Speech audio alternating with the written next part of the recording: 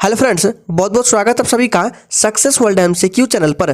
तो चलिए आज के इस वीडियो में आपके लिए लुसेंट बुक स्पेशल टेस्ट को लेकर आए हैं। अगर आपने पूरा लुसेंट बुक को पढ़ लिया है लेकिन अगर आपको ये 50 प्रश्न के आंसर नहीं आते हैं तो आपका पूरा लुसेंट बुक पढ़ना व्यर्थ हो जाएगा। तो चलिए आज की इस वीडियो में देख लेते हैं कौन से वे 50 प्रश्न हैं। और ये 50 प्रश्न आपके एग्जाम के लिए अत्यंत महत्वपूर्ण है, इसलिए आप लोग सेशन में एंड तक बने रहना है। तो सबसे पहला प्रश्न है, भारतीय राष्ट्रीय कांग्रेस का पूर्ण स्वराज प्रस्ताव कब पारित किया गया है। ऑप्शन आपके सामने 4 दिए गए हैं और आपको आंसर करने के लिए मैक्सिमम 5 सेकंड का टाइम भी दिया जाता है। अगर आपको इनमें से पहले से किसी भी प्रश्न का आंसर आ रहा है तो आप लोग कमेंट बॉक्स में जरूर दीजिएगा। तो इसका राइट आंसर अगर आपने कमेंट बॉक्स में ऑप्शन बी को दिया है तो बिल्कुल सही जवाब हो जाएगा। मोस्ट इंपॉर्टेंट प्रश्न आपके एग्जाम के लिए, भारतीय राष्ट्रीय कांग्रेस का पूर्ण स्वराज प्रस्ताव कब पारित किया गया तो 1929 में। याद रखना है, ऑप्शन 20 प्रश्न का बिल्कुल सही जवाब हो जाएगा। चलिए आगे बढ़ते हैं। दूसरा प्रश्न है, मुगल राजकुमारी गुलबदन बेगम ने हुमायूंनामा किसके अनुरोध पर लिखा। मोस्ट इंपॉर्टेंट प्रश्न है, चलिए आंसर करेंगे।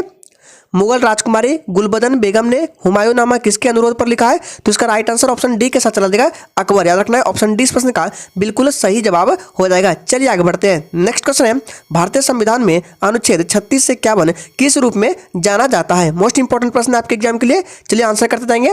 और फ्रेंड्स सेशन के एंड में अपना अपना स्कोर जरूर देना है कि आपने 50 प्रश्न में से कितने प्रश्न का सही सही जवाब दिए हैं। तो इसका राइट आंसर ऑप्शन बी के साथ चला जाएगा। याद रखना है, राजनीति निर्देशक तत्व, ऑप्शन 20 प्रश्न का बिल्कुल सही जवाब हो जाएगा। अगला प्रश्न है, निम्न में से कौन सा युग्म सही सुमेलित नहीं है। सोच समझकर आंसर करना है।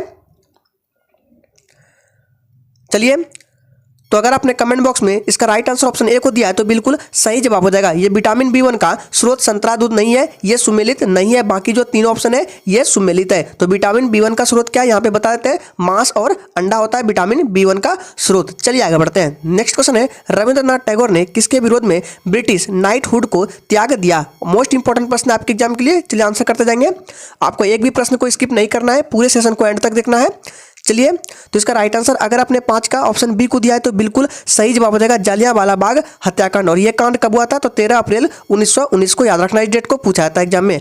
अगला प्रश्न है, निम्न में से किस विटामिन को अग्रोकैल्सिफेरॉल कहते हैं। चलिए आंसर करते जाएंगे और आपको प्रत्येक क्वेश्चन का आंसर कमेंट बॉक्स में करना है ताकि आपका रिवीजन भी प्रॉपर हो जाए। तो इसका राइट आंसर अगर आपने ऑप्शन बी को दिया है तो बिल्कुल सही जवाब हो जाएगा, विटामिन डी को। याद रखना है, ऑप्शन 20 प्रश्न का बिल्कुल सही जवाब हो जाएगा। अगला प्रश्न है, भारत में निम्न में से कौन सा एक संवैधानिक निकाय है। मोस्ट इंपॉर्टेंट प्रश्न है, आंसर करेंगे। भारत में निम्न में से कौन एक संवैधानिक निकाय है तो इसका राइट आंसर क्या हो जाएगा। अगर आपने कमेंट बॉक्स में ऑप्शन सी को दिया है तो बिल्कुल सही जवाब हो जाएगा, वित्त आयोग। नेक्स्ट क्वेश्चन है, मूसी और भीम किस नदी की सहायक नदियां हैं। चलिए आंसर करेंगे, मूसी और भीम किस नदी की सहायक नदियां हैं। सोच समझकर आंसर करना है। तो इसका राइट आंसर क्या हो जाएगा जी, बिल्कुल ऑप्शन सी के साथ चला जाएगा। ये कृष्णा नदी की सहायक नदियां हैं, मूसी और भीम। ऑप्शन सी इस प्रश्न का बिल्कुल राइट आंसर हो जाएगा। चलिए आगे बढ़ते हैं। नेक्स्ट क्वेश्चन है, किस संविधान संशोधन अधिनियम द्वारा लोकसभा की सीटों की संख्या 525 से बढ़ाकर 545 की गई। मोस्ट इंपॉर्टेंट प्रश्न है, हर साल एग्जाम में ये प्रश्न पूछे जाते हैं। चलिए आंसर करते जाएंगे। और जो भी स्टूडेंट चैनल पर पहली बार आए, चैनल को सब्सक्राइब करके और साथ में बेल आइकन को भी प्रेस कर लेंगे ताकि इस तरह की इंपॉर्टेंट क्लास आपसे कभी छूटे ना। तो इसका राइट आंसर क्या हो जाएगा जी, बिल्कुल ऑप्शन ए के साथ चला जाएगा, 31वें संविधान संशोधन जो कि 1973 में हुआ है। याद रखना है, ऑप्शन ए इस प्रश्न का बिल्कुल सही जवाब हो जाएगा। इंपॉर्टेंट प्रश्न है, फिर से बोल रहे हैं, इसको ध्यान में रखना है। नेक्स्ट क्वेश्चन है, बहमनी साम्राज्य के संस्थापक कौन थे। चलिए आंसर करेंगे, बहमनी साम्राज्य के संस्थापक कौन थे। चलिए, तो इसका राइट आंसर क्या हो जाएगा जी, बिल्कुल अगर आपने कमेंट बॉक्स में अलाउद्दीन हसन को दिया है तो बिल्कुल सही जवाब हो जाएगा। ऑप्शन ए इस प्रश्न का राइट आंसर है, बहमनी साम्राज्य के संस्थापक कौन थे तो अलाउद्दीन हसन। नेक्स्ट क्वेश्चन है, भारतीय भाषाओं का केंद्रीय संस्थान निम्न में से किस स्थान पर अवस्थित है। आंसर करेंगे। चलिए जी, बिल्कुल याद रखिएगा, ये कहाँ पर स्थित है तो इसका राइट आंसर सी के साथ चला जाएगा, मैसूर में स्थित है। ऑप्शन सी इस प्रश्न का बिल्कुल राइट आंसर हो जाएगा। अगला प्रश्न है, धन विधेयक भारत के संविधान के किस अनुच्छेद में परिभाषित किया गया है। आंसर करते जाएंगे। चलिए जी, बिल्कुल याद रखिएगा, अनुच्छेद 110 में क्या गया है, ऑप्शन 20 प्रश्न का बिल्कुल राइट आंसर हो जाएगा। अगला प्रश्न है, भारतीय मानक समय आधारित है। आंसर करेंगे। चलिए फटाफट से आंसर करेंगे। तो भारतीय मानक समय आधारित है 82.5 डिग्री पूर्व देशांतर पर। याद रखना है, ऑप्शन 20 प्रश्न का बिल्कुल राइट आंसर हो जाएगा। चलिए आगे बढ़ते हैं। नेक्स्ट क्वेश्चन है, निम्न में से किस वायसराय के शासनकाल में राय बहादुर और खान बहादुर उपाधियां प्रदान करना प्रारंभ हुआ? मोस्ट इंपोर्टेंट प्रश्न है आपके एग्जाम के लिए। आंसर करेंगे, निम्न में से किस वायसराय के शासनकाल में राय बहादुर और खान बहादुर उपाधियां प्रदान करना प्रारंभ हुआ? तो इसका राइट आंसर क्या हो जाएगा? अगर आपने कमेंट बॉक्स में ऑप्शन बी को दिया है तो बिल्कुल सही जवाब हो जाएगा लॉर्ड लिंटन। याद रखना है, ऑप्शन बी इस प्रश्न का बिल्कुल सही जवाब है। अगला प्रश्न है, कांग्रेस के तीसरे अधिवेशन की अध्यक्षता किसने की थी? चलिए आंसर करेंगे, कांग्रेस के तीसरे अधिवेशन की अध्यक्षता किसने की थी? तो इसका राइट आंसर क्या हो जाएगा? जी बिल्कुल ऑप्शन चला देगा इसका सी के साथ। याद रखना है, बदरुद्दीन तैयब जी ने। याद रखना है, कांग्रेस के तीसरे अधिवेशन की अध्यक्षता बदरुद्दीन तैयब जी ने किया। ऑप्शन सी इस प्रश्न का बिल्कुल राइट आंसर हो जाएगा। चलिए आगे बढ़ते हैं। अगला प्रश्न है, भारतीय संविधान के अनुच्छेद 162 के शीर्षक के संबंध में निम्न में से कौन सा सही है? चलिए आंसर करेंगे। प्रत्येक क्वेश्चन का आंसर आपको सोच समझकर करना है। तो इसका राइट आंसर क्या हो जाएगा? जी बिल्कुल ऑप्शन डी के साथ चला जाएगा, राज्य की कार्यपालिका शक्ति का विस्तार। याद रखना है, अनुच्छेद 162 के शीर्षक के संबंध में निम्न में से कौन सा सही है? तो राज्य के कार्यपालिका शक्ति का विस्तार है अनुच्छेद 162 में। नेक्स्ट क्वेश्चन है, अमोनियम सल्फेट उर्वरक का बार बार प्रयोग एक ही भूमि में करने से क्या होता है? आंसर करेंगे। चलिए, तो याद रखना है, वो जो भूमि है अम्लीय हो जाता है। याद रखना है, भूमि क्या होता है? अम्लीय हो जाती है। ऑप्शन 20 प्रश्न का बिल्कुल सही जवाब हो जाएगा। अगला प्रश्न है, भारत के संघ के मंत्रियों का परिषद कौन नियुक्त करता है? आंसर करेंगे। तो याद रखना है, कौन करता है? राष्ट्रपति करता है। ऑप्शन ए इस प्रश्न का बिल्कुल सही जवाब हो जाएगा। चलिए आगे बढ़ते हैं। अगला प्रश्न है, जिला न्यायाधीश की नियुक्ति, तैनाती, पदोन्नति के विषय में राज्यपाल किससे सलाह लेते हैं? आंसर करेंगे, किससे सलाह करते हैं? तो याद रखना है, उच्च न्यायालय से। ऑप्शन 20 प्रश्न का बिल्कुल सही जवाब हो जाएगा। चलिए आगे बढ़ते हैं। अगला प्रश्न है, पिटली द्वीप जहां मनुष्य का आवास नहीं है तथा वहां एक पक्षी अभयारण्य है, भारत में यह किस जगह पर स्थित है? आंसर करेंगे। चलिए, तो इसका राइट आंसर क्या हो जाएगा? लक्षद्वीप समूह में। याद रखना है, ये कहाँ है? पिटली द्वीप। तो लक्षद्वीप समूह में, जहां मनुष्य का आवास नहीं है परंतु वहां क्या है? एक पक्षी अभयारण्य है, लक्षद्वीप समूह में। ऑप्शन 20 प्रश्न का बिल्कुल सही जवाब हो जाएगा। अगला प्रश्न है, लाल रंग की तरंगदैर्घ्य से अधिक तरंगदैर्घ्य के प्रकाश को क्या कहते हैं? आंसर करेंगे। चलिए, तो जी बिल्कुल याद रखना है, इसका राइट आंसर क्या हो जाएगा? अवरक्त। याद रखना है, लाल रंग की तरंगदैर्घ्य से अधिक तरंगदैर्घ्य के प्रकाश को अवरक्त कहते हैं। ऑप्शन सी इस प्रश्न का बिल्कुल सही जवाब है। नेक्स्ट क्वेश्चन है, विद्युत वाहक बल क्या निरूपित करता है? मोस्ट इंपोर्टेंट प्रश्न आपके एग्जाम के लिए। आंसर करेंगे, विद्युत वाहक बल क्या निरूपित करता है? चलिए, तो इसका राइट आंसर क्या हो जाएगा? जी बिल्कुल ऑप्शन बी के साथ चला जाएगा, कार्य को निरूपित करता है, यानी कि ऊर्जा को। ऑप्शन बी इस प्रश्न का बिल्कुल सही जवाब है। अगला प्रश्न है, निम्न में से भारत में तांबे का सर्वाधिक उत्पादन करने वाला राज्य कौन सा है? यह प्रश्न हर साल एग्जाम में रिपीट होता है। आंसर करेंगे। चलिए, तो इसका राइट आंसर क्या हो जाएगा? जी बिल्कुल ऑप्शन ए के साथ चला जाएगा, मध्य प्रदेश। याद रखना है, मध्य प्रदेश क्या है? तांबे का सर्वाधिक उत्पादन करने वाला राज्य है। ऑप्शन ए इस प्रश्न का बिल्कुल सही जवाब हो जाएगा। अगला प्रश्न है, निम्न में से किस गवर्नर जनरल ने भारत में दास प्रथा को समाप्त किया था? मोस्ट इंपोर्टेंट प्रश्न। आंसर करेंगे।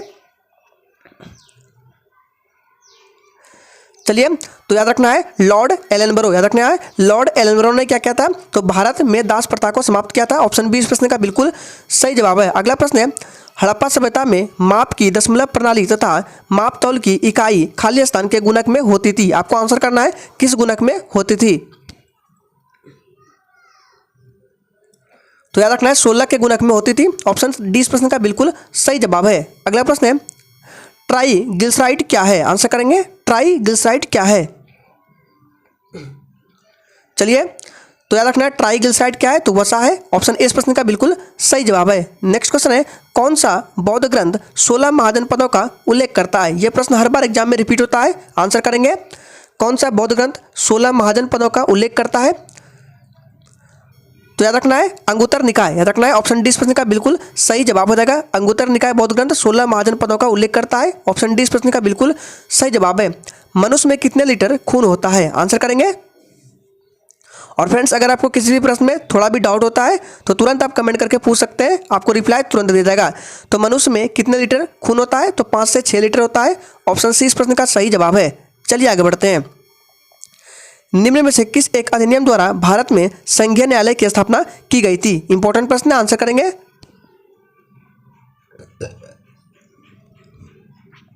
चलिए, तो इसका सही जवाब हो जाएगा ऑप्शन डी, इनमें से कोई नहीं। तो इसका राइट आंसर क्या हो जाएगा, याद रखना है भारतीय शासन अधिनियम 1935। याद रखना है इसका राइट आंसर क्या हो जाएगा, भारतीय शासन अधिनियम 1935 के अंतर्गत क्या किया था, भारत में संघीय न्यायालय की स्थापना की गई थी। ऑप्शन डी इस प्रश्न का बिल्कुल सही जवाब है। अगला प्रश्न है, किसे झीलों की नगरी कहा जाता है, आंसर करेंगे।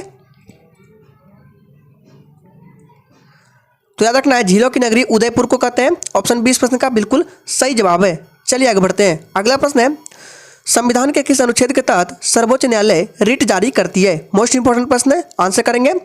ध्यान दीजिएगा, सर्वोच्च न्यायालय की बात हो रही है, तो इसका राइट आंसर क्या जाएगा जी, बिल्कुल ऑप्शन बी के साथ चला जाएगा। अनुच्छेद 32 के अंतर्गत सर्वोच्च न्यायालय रिट जारी करता है। लेकिन अगर आपसे पूछे क्या कि उच्च न्यायालय किस अनुच्छेद के अंतर्गत रिट जारी करता है, तो अनुच्छेद याद रखना है, अनुच्छेद 226 के अंतर्गत क्या करता है, उच्च न्यायालय रिट जारी करता है, और अनुच्छेद 32 के अंतर्गत सर्वोच्च न्यायालय। दोनों को ध्यान में रखना है, इंपॉर्टेंट है। अगला प्रश्न है, मानव शरीर में उस एंजाइम का नाम बताएं जो कार्बोहाइड्रेट को तोड़ने में मदद करता है, इंपॉर्टेंट प्रश्न है, आंसर करेंगे। चलिए, तो इसका राइट आंसर क्या हो जाएगा जी, बिल्कुल माइलेज हो जाएगा। ऑप्शन डी इस प्रश्न का बिल्कुल सही जवाब हो जाएगा। माइलेज क्या करता है, मानव शरीर में कार्बोहाइड्रेट को तोड़ने का काम करता है। अगला प्रश्न है, सेन सूचकांक का संबंध किससे है, आंसर करेंगे। चलिए, तो याद रखना है सेन सूचकांक का संबंध निर्धनता से है। ऑप्शन ए इस प्रश्न का बिल्कुल राइट आंसर है। अगला प्रश्न है, एंटीपायरेटिक्स है, आंसर करेंगे। आपको 4 ऑप्शन में से बताना है कौन सा एंटीपायरेटिक्स है। तो याद रखना ताप नियंत्रक। ताप नियंत्रक क्या है, एंटीपायरेटिक्स है। ऑप्शन बी इस प्रश्न का बिल्कुल सही जवाब है। अगला प्रश्न है, सुरेंद्रनाथ बनर्जी निम्न में से किस संस्था के संस्थापक थे, आंसर करेंगे।